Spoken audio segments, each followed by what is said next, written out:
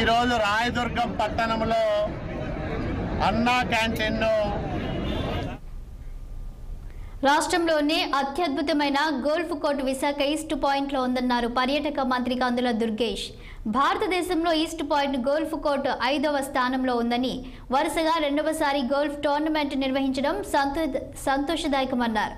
Visakha golf క్రీడల్లో దేశ విదేశాల నుండి క్రీడాకారులు పాల్గొనడం గొప్ప విషయంగా భావిస్తున్నామన్నారు.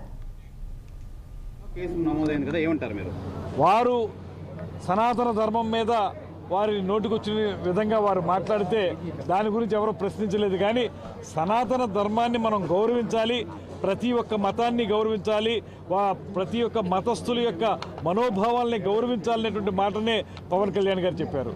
దాని మీద కేసు నమోదు అవటం అంటే వారు చెప్పినటువంటి మాటలకైతే మంచిగానే అనిపిస్తున్నాయి.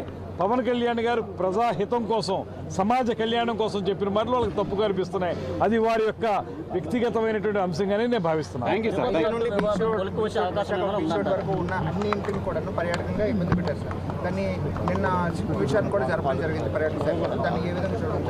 ఇప్పుడు మాకు ఇంకా రిపోర్ట్ రాలేదు. దాని మీద 5గురు సభ్యులతో కలిసినటువంటి బృందం వచ్చింది, అన్నింటినీ పర్యవేక్షిస్తున్నారు. త్వరలోనే రిపోర్ట్ ఇస్తారు. రిపోర్ట్ వచ్చిన వెంటనే ఎవరైనా తప్పు చేస్తుంటే ఆ బాధ్యుల్ని తప్పనిసరిగా శిక్షించవచ్చు చట్ట ప్రకారం. ఇవి బులెటిన్ అప్డేట్స్. మరిన్ని అప్డేట్స్తో మళ్ళీ కలుద్దాం.